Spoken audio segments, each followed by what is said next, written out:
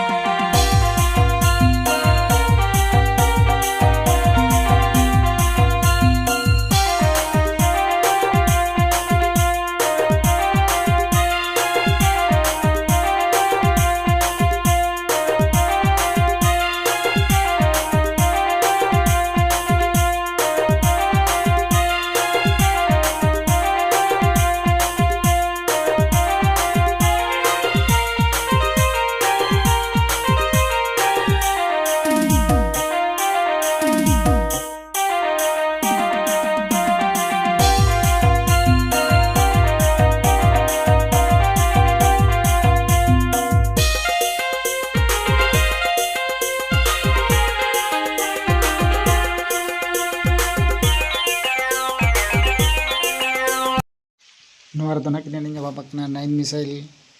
Versus डंडम FC बादामपाहा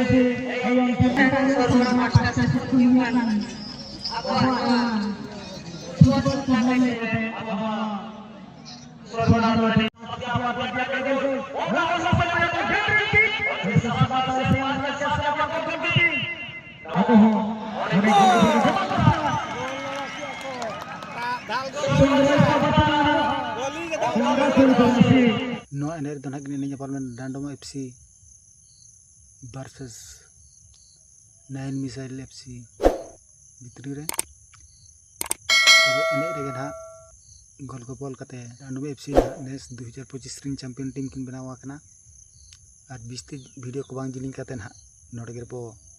किचे दोहोया मेनखान सानाम कोगिन पाठा सेद खन जोहार।